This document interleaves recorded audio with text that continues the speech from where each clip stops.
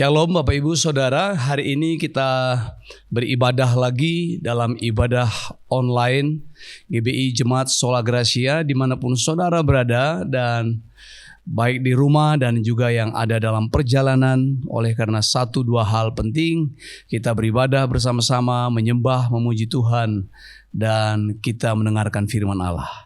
Hari ini sebelum kita mendengarkan firman Tuhan, mari kita tundukkan kepala, kita berdoa bersama-sama. Bapa, biarlah Tuhan memberi kami pengertian-pengertian yang semakin jelas dari hari-hari yang lalu. Tuhan mengurapi kami, Tuhan memberi kami hikmat, Tuhan memberikan kami wahyu, sehingga kami mengerti kebenaran dan kebenaran itu memerdekakan kami. Urapi hamba-Mu yang menyampaikan firman Allah, dan setiap telinga, setiap hati menerima firman Tuhan. Engkau bebaskan kami dari semua belenggu dan beban apapun. Tuhan membawa kami kepada pemulihan yang semakin nyata, sehingga kami menjadi saksi-Mu di muka bumi ini. Berkata-katalah Tuhan, berfirmanlah, berkuasalah, urapilah kami. Kami siap mendengar. Di dalam nama Yesus Kristus Putra-Mu, Tuhan kami yang hidup. Haleluya. Amin. Mari kita buka Alkitab kita dari kitab surat Rasul Yohanes pasalnya yang kedua ayatnya yang ke-6. Surat Rasul Yohanes pasalnya yang kedua ayat yang ke-6 yang berkata demikian. Barang siapa mengatakan bahwa ia ada di dalam Dia, ia wajib hidup sama seperti Kristus telah hidup. Barang siapa mengatakan bahwa ia ada di dalam Dia, ia wajib hidup sama seperti Kristus telah hidup. Yang berbahagia adalah mereka yang mendengarkan firman Tuhan, yang merenungkannya dan melakukannya siang dan malam. Saudara kekasih dalam nama Tuhan, kita tahu semua bahwa Allah yang menjadikan langit dan bumi, Allah yang menjadikan segala sesuatu yang ada dari yang tidak ada, atau dari yang tidak ada menjadi ada, adalah Allah yang tidak tampak oleh mata kita. Adalah Allah yang tidak kelihatan, tidak bisa dirasakan oleh panca indera kita. Namun Allah yang tidak kelihatan, tidak tampak oleh mata kita itu telah dibuat menjadi nampak dan dibuat menjadi nyata oleh Kristus, dan di dalam Kristus agar setiap orang yang percaya dan menerima Dia di dalam hidupnya diselamatkan olehnya, sehingga kembali kepada posisi semula sebelum jatuh ke dalam dosa. Jadi Allah yang kita kenal itu memang Allah yang tidak kelihatan. Tetapi Allah yang tidak kelihatan itu di dalam Yesus telah dibuat menjadi kelihatan. Allah yang tidak kelihatan itu telah dibuat di dalam Yesus menjadi Allah yang nampak. Artinya Allah menampakkan dirinya di dalam Yesus menjadi rupa sebagai manusia. Tapi dengar baik-baik saudara, bahwa Kristus yang telah menampakkan dirinya, atau Kristus yang telah menampakkan wujud Allah di dalam dirinya itu juga sudah naik ke surga. Sudah berada di sorga, dan setelah menyelesaikan segala sesuatu, sehingga Dia pun hari ini sudah tidak nampak lagi. Tapi setiap orang yang percaya kepadanya akan menerimanya, dan telah dibuatnya menjadi serupa dan segambar dengan dirinya. Jadi Allah yang tidak kelihatan menjadi kelihatan di dalam Yesus, tapi Yesus naik ke surga dan Yesus tidak tampak lagi. Tapi setiap orang yang telah percaya kepada Yesus dan menerima Yesus sebagai Tuhan dan Juru Selamatnya telah dibuat menjadi serupa, segambar dengan dirinya sendiri, sehingga apa yang tidak tampak lagi pada Kristus dapat tampak, dapat kelihatan pada murid-muridnya, dapat kelihatan pada para pengikutnya, dapat kelihatan pada wujud gerejanya yang memancarkan kemuliaannya. Yang setuju dengan firman katakan amin. Saudara kekasih dalam nama Tuhan, sesungguhnya itulah yang sesungguhnya disebut Missio Dei. Itulah yang ada dalam pesan spesial Missio Dei, di mana Allah mengutus Yesus Kristus di dalam dunia ini dalam rupa manusia untuk menyelamatkan manusia. Tetapi tidak cukup hanya di situ, tapi Kristus yang telah menjelma menjadi manusia, menyelamatkan manusia supaya manusia itu meneruskan, melanjutkan karya Yesus Kristus itu dalam pelayanannya, penginjilannya, penyelamatan manusia lainnya, supaya dengan kata lain Kristus menjelma dalam hidup, dalam kepribadian, menjelma dalam perilaku, menjelma dalam kehidupan kita sehari-hari, sehingga dengan itu dunia diselamatkan. Kita menjadi serupa dengan Dia. Jadi Missio Dei harusnya membuat Imago Dei menjadi nyata. Imago Dei menjadi konkret dalam diri manusia. Gambar Allah yang semula, yang pernah hilang ketika Adam dan Hawa jatuh ke dalam dosa, dipulihkan dalam Missio Dei ketika Tuhan punya misi untuk menyelamatkan manusia, supaya memulihkan gambar manusia. Memulihkan gambar Allah di dalam diri manusia, sehingga manusia yang telah berdosa itu diangkat, ditebus, dikembalikan, dipulihkan kepada posisi semula. Lalu gambar Allah, Imago Dei itu nyata kembali.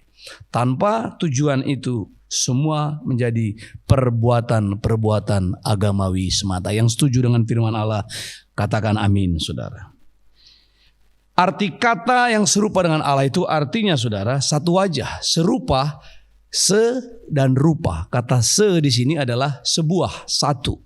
Rupa adalah wajah. Jadi serupa dengan Allah, sewajah dengan Allah, satu wajah dengan Allah, tidak berbeda, tidak dikotomi. Mari kita lihat sebentar di dalam 1 Korintus 11 ayatnya yang pertama.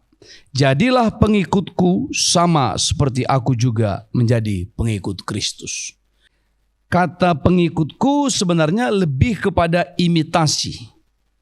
Imitate me just as I also imitate Christ. Jadi aku ini tiruan daripada Kristus. Jadi kalau saudara mau melihat Kristus, lihatlah aku sebagai tiruan, imitasi daripada Kristus. Jelmaan dan bentuk yang mirip dengan Kristus. Atau Kristus kecil yang sama persis dengan Kristus. Tetapi aku bukan Kristus. Jadi kalau mau melihat Kristus, lihatlah aku. Inilah yang menjadi alasan kenapa saya buat judul khotbah ini, hidup memperagakan Kristus. Saudara kekasih dalam nama Tuhan, perhatikan baik-baik. Memperagakan Kristus berarti hidup sama sebagaimana Kristus hidup. Itu yang dituliskan oleh Yohanes, murid Yesus, Rasul Kristus Yesus, yang dituliskan kepada jemaat umum, karena Rasul Yohanes inilah sesungguhnya murid yang paling dekat dengan Kristus dalam masa hidup Yesus, ketika mereka bersama-sama hampir 3,5 tahun lamanya. Dan Yohanes inilah yang dibuang ke Patmos, dan ketika Yesus dalam perjamuan terakhir, dialah yang duduk paling dekat dengan Yesus, yang sering disebut murid yang paling dikasihinya. Dan murid inilah yang menuliskan dan berkata kepada jemaat, barang siapa mengatakan bahwa ia ada di dalam Dia, ia wajib hidup sama seperti Kristus telah hidup. Jadi hidup memperagakan Kristus berarti hidup sama sebagaimana Kristus telah hidup. Berjalan seperti Kristus, berkata-kata seperti Kristus, melihat seperti Kristus, berpikir seperti Kristus. Itu sebabnya saudara, kehidupan yang tidak memperagakan Kristus di muka bumi ini sesungguhnya adalah kehidupan yang tidak berkenan kepada Allah. Jadi kehidupan yang tidak memperagakan Kristus adalah kehidupan untuk diri sendiri. Kehidupan yang tidak memperagakan Kristus berarti hidup hanya memperagakan dirinya sendiri. Masih bersyukur kalau memperagakan dirinya sendiri, tapi bagaimana kalau dia memperagakan iblis, memperagakan kerajaan dunia ini. Jadi hidup memperagakan Kristus adalah hidup yang sesungguhnya, dan hidup tanpa memperagakan Kristus sesungguhnya adalah hidup yang tidak berkenan kepada Allah. Saudara dengar baik-baik, mari kita jangan sibuk hanya membangun dunia ini. Dunia yang kita kenal sekarang ini akan binasa. Jadi kalau kita membangun dunia ini, apa yang kita bangun akan binasa. Kalau kita membangun dunia ini, apa yang kita bangun akan lenyap, karena dunia ini sedang lenyap dengan segala keinginannya, kata Rasul Yohanes. Tetapi orang-orang yang menantikan Tuhan akan tinggal tetap. Tidak pernah kita diperintahkan Tuhan untuk membangun dunia ini. Firman Tuhan memerintahkan kepada kita untuk membangun hidup kita sendiri di atas dasar iman yang paling suci. Jadi kita hanya diperintahkan membangun hidup kita, bukan membangun dunia ini. Sebab orang yang membangun dunia ini tanpa membangun hidupnya akan menjadi serupa dengan dunia ini dan lupa akan dirinya. Sekali lagi, orang yang membangun dunia ini tanpa membangun hidupnya sendiri akan menjadi serupa dengan dunia ini dan lupa akan dirinya sendiri. Saudara kekasih dalam nama Tuhan, di dalam kitab Roma pasal yang ke-12 ayat 2 kita bisa lihat bagaimana disebut di situ supaya kita tidak menjadi serupa dengan dunia ini. Dikatakan jangan kau menjadi serupa dengan dunia ini, tetapi berubahlah oleh pembaharuan budimu, sehingga kamu dapat membedakan mana kehendak Allah, apa yang baik, yang berkenan pada Allah, yang sempurna. Tidak menjadi sama dengan dunia, tapi melainkan apa? Berubah, be transformed by the renewing of your mind. Oleh pembaharuan budimu, jadilah berubah. Apa yang khas dan menyolok dalam Kristus yang harus kita peragakan? Kalau kita memperagakan Kristus, hidup yang bagaimana yang kita peragakan? Hidup Kristus. Apa yang khas, yang menyolok dalam hidup Kristus? Yang pertama, menjadi kudus dalam kehidupan kita. Di dalam kitab Tesalonika dikatakan inilah kehendak Allah, yaitu pengudusanmu. Di dalam perintah Musa berkata, kuduslah kamu sebab aku kudus. Tanda-tanda awal orang-orang yang bertobat adalah kekudusan. Itu berarti membenci dosa. Mari kita lihat kembali ke nats kita. Dalam 1 Yohanes pasal yang kedua ayat pertama dikatakan, anak-anakku, hal-hal ini kukatakan kepada kamu supaya kamu jangan berbuat dosa.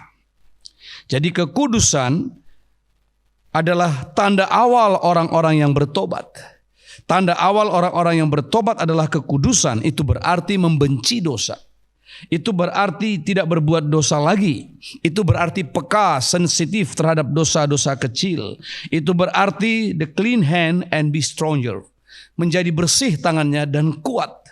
Tanpa kekudusan, kata Alkitab dalam kitab Ibrani pasalnya yang ke-12 ayat 14 dikatakan, tanpa kekudusan tidak seorang pun bisa melihat Tuhan.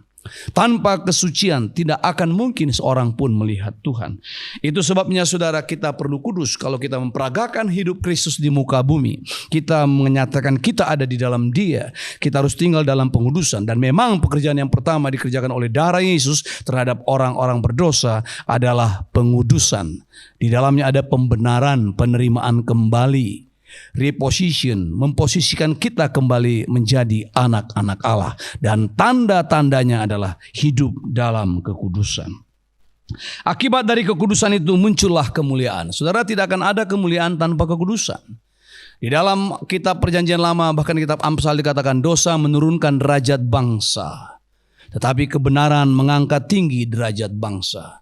Itu sebabnya satu kaum, satu suku, satu daerah, apabila di dalamnya mereka hidup dalam kesesuka-sukaan, hidup dalam kesemena-menaan, kemesuman, hawa nafsu, dosa, cabul, pencurian, pembunuhan, keserakahan, dan semua buah-buah daging ada di sana, maka negeri itu akan cemar, negeri itu akan penuh dengan kehinaan. Tidak pernah ada kemuliaan muncul dari kecemaran, tidak pernah ada kehormatan muncul dari kecemaran, tidak pernah ada peninggian derajat bangsa atau bahkan kepribadian keluarga dan keturunan dalam kehidupan yang penuh dengan dosa.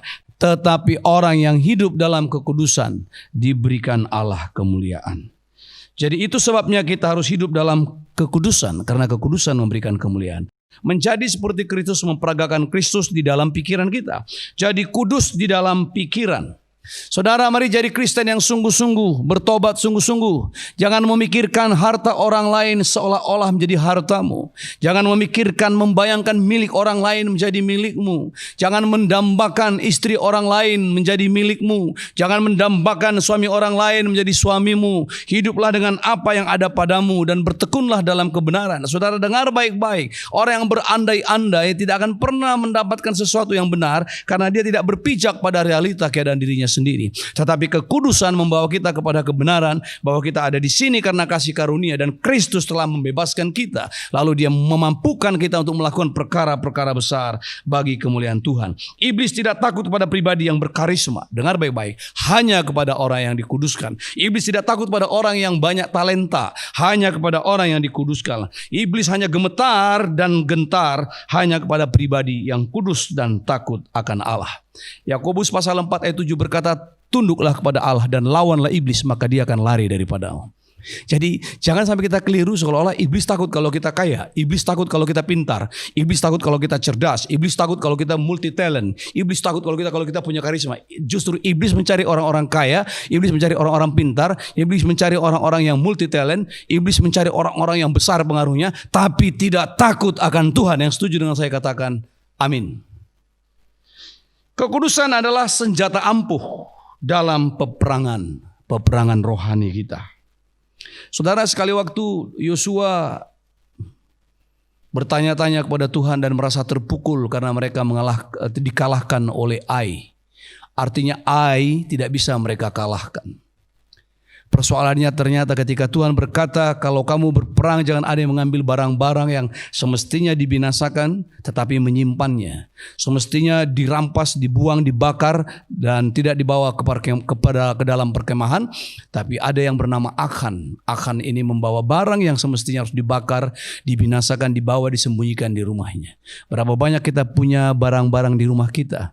Barang-barang yang sebenarnya harus dibinasakan. Berhala-berhala. Barang-barang yang bernilai gaib, barang-barang yang bernilai penyembahan berhala, barang-barang hasil korup, barang-barang penemuan karena dosa, pencurian dan lain-lain dengan hasil yang tidak halal, dengan hasil yang tidak benar, dengan mengeruk keuntungan di luar kebenaran dan kita bawa masuk ke dalam rumah kita, anak istri kita memakannya. Jangan heran kalau akhirnya ada yang keluarga yang sakit, kanker, ada yang penyakit lainnya dan kita berpikir harta banyak tapi tidak membawa kesejahteraan, uang banyak tapi tidak membawa kebahagiaan, uang hebat, anak sampai kuliah tinggi, tapi kayaknya ada unsur-unsur kutuk yang di dalam rumah. Karena apa? Karena ada hal-hal yang semestinya tidak patut dibawa ke dalam rumah. Dan ketika itu Tuhan, Yosua berseru-seru dan bertanya kepada Tuhan, dan Tuhan berkata, ada barang-barang yang harus dibinasakan, tapi dibawa ke rumah. Dan setelah ditelisik, dicari, dibawa Urim dan Tumim, dan ditemukanlah Achan yang telah menyembunyikan barang itu. Dan setelah barang itu didapat dan akan dibinasakan, dihukum, lalu mereka perangi Ai, kota kecil, hanya kota kecil saja. Sedangkan Yeriko bisa mereka kalahkan, apalagi sekedar Ai yang kecil. Tapi karena ada dosa yang menghambat, tapi setelah dosa itu dihambat, Ai ditaklukkan dan mereka bisa menang. Saudara kekasih dalam nama Tuhan, ini satu hal yang perlu kita ketahui. Kekudusan adalah benteng yang kuat yang melindungi kita dari serangan musuh.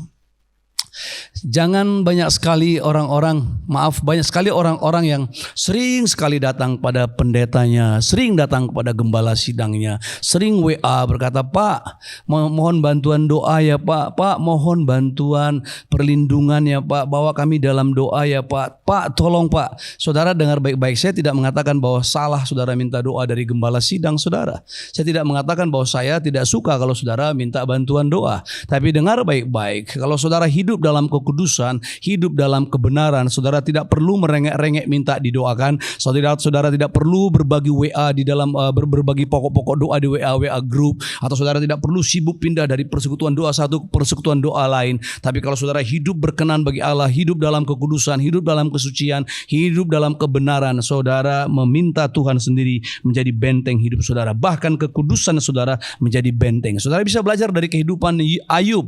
Ketika Ayub hidup dalam kebenaran dan semua sedang ditampi oleh iblis, iblis tahu bahwa iblis gak bisa menyentuh kehidupan Ayub. Dan Allah membangga-banggakan Ayub. Tetapi ketika iblis permisi dan minta izin kepada Tuhan, mengatakan mata ganti mata dan kulit ganti kulit, dan kalau Tuhan izinkan kami buat dia penyakit kulit, Tuhan berkata boleh, tapi nyawanya jangan ambil. Dan engkau akan melihat bagaimana hambaku Ayub terus bertekun kepadaku. Ayub itu dikenal orang yang saleh, baik hati, rendah hati, hidup kudus. Dan setiap kali anaknya habis pesta-pesta, dia buat persekutuan, dia sucikan anak-anaknya, dia buat mesbah, dia bangun ibadah. Dan dengan demikian dia terus menguduskan rumah tangganya. Dan iblis tidak bisa menembus benteng pertahanan rumah tangganya, yakni kekudusan, kecuali atas persetujuan Tuhan. Ketika Tuhan berkata boleh, ambil semua hartanya, ambil kesehatannya, tapi nyawanya tidak.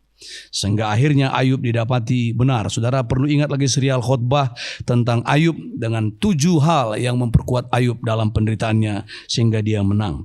Jadi kalau kita kudus, Allah yang berperang ganti kita. Saudara bisa melihat bagaimana Israel itu sebenarnya tidak sebanding dengan lawan-lawannya. Bahkan Israel di dalam perjanjian lama dengan Israel ketika tahun 1948 dikelilingi bangsa-bangsa Arab dalam perang 6 hari. Kalau kita hitung-hitung tidak mungkin Israel bisa menang. Dalam perang 6 hari itu orang-orang di sekitarnya sudah mempunyai senjata-senjata mutakhir. Tapi ternyata mereka menang. Siapa yang membela mereka? Allah berperang untuk mereka. Dan dari sejak perjanjian lama selalu Allah berkata, dalam diam dan tinggal tenang terletak kekuatanmu. Sebab bukan kamu yang berperang, melainkan aku yang berperang untuk kamu. Masih ingat apa kata firman Tuhan? Bahkan dikatakan di sana dalam firman Tuhan sering kali dikatakan bahwa kalau kamu taat dan tunduk kepada Tuhan, kamu akan menjadi sekutuku, aku berpihak kepadamu. Musuhmu akan menjadi musuhku dan lawanmu akan menjadi lawanku. Mari kita memperagakan Kristus dalam kekudusan. Memperagakan Kristus dalam kekudusan di dalam pikiran, kekudusan di dalam berkata-kata. Saudara, saya seringkali melihat orang berpuasa makan, tapi tidak berpuasa tentang berbicara. Kota Yeriko direbut karena mereka puasa bicara. Kota Yeriko diperintahkan untuk dikelilingi 7 hari. Hari pertama 6 kali. Hari pertama sampai hari ke-6 1 kali. Tetapi hari ke-7 7 kali. Berarti 13 kali. 13 kali dikelilingi. Jadi jangan saudara-saudara katakan bahwa 13 itu angka sial. Justru Yeriko dikelilingi dan rubuh temboknya, hancur kotanya, direbut oleh Israel karena dikelilingi 13 kali. Jadi jangan ada yang mengatakan angka 13 angka sial Pak. Angka berapa yang beruntung? Oh angka 9 Pak. Angka 7. Tidak ada angka yang sial di dalam Tuhan. Semua menjadi angka keberuntungan. Yang penting Yesus nomor 1 dalam hidup kita. Amin saudara. Nah ketika mereka berpuasa bicara, diam. Saudara, kita perlu diam saudara. Kita perlu belajar untuk diam. Kita perlu berpuasa untuk bicara. Puasa mulut. Seringkali kita bisa kalah, gagal karena kita terlalu banyak bicara. Saudara bisa bayangkan kalau mereka tidak disuruh oleh Yosua diam dalam mengelilingi tembok Yeriko, itu tembok pasti tidak hancur saudara. Karena ada hal yang tidak mungkin membawa hasil hanya mengitari, mengelilingi dengan diam. Pasti kalau diizinkan bicara pasti ada yang berkata begini, ini pekerjaan orang gila nih kayaknya. Ini kayaknya gak masuk akal ya. Ini kayaknya kita udah gak menerima perintah yang gak benar nih. Bagaimana bisa tembok yang kokoh hebat atau suatu bangsa yang besar bisa kalah hanya dengan berkeliling-keliling. Dan itu akan melemahkan semangat. Dan Yosua tahu ketika dikatakan diam, jangan ada yang berbisik, jangan ada yang berbicara satu orang sama yang lain. Karena kadangkala berbicara bukan memberikan motivasi tapi menjatuhkan semangat. Berapa banyak orang-orang jatuh karena kata-kata yang menjatuhkan. Ada anak-anak yang tidak berhasil karena ayahnya berkata, kamu dasar goblok, kamu akan bisa berhasil, dan tidak berhasil. Ada yang berkata kamu jelek, kamu akan laku, kamu akan dihindari teman-temanmu, kamu tidak membawa keberuntungan, kamu anak sial, dan akhirnya jatuh, benar. Dan orang hanya berkata, oh mungkin karena kata-kata bapaknya. Bukan, mempengaruhi jiwanya, menghantam mentalnya, merusak semua kemampuan spiritualnya. Tapi saudara, ada kalanya kita perlu diam. Diam. Orang lain mengata-ngatai kita, diam. Orang lain memfitnah kita, diam. Orang lain mengejek kita, diam saja. Dan lebih bagus kita tutup mulut dan melipat tangan, bertekuk lutut, dan kita berdoa kepada Tuhan. Hidup dalam kekudusan, kudus dalam kata-kata. Hidup dalam kekudusan, kudus dalam berbicara, kudus dalam pikiran, kudus di dalam sikap dan tindakan kita. Karena dengan demikian kita bisa memperagakan Kristus. Amin.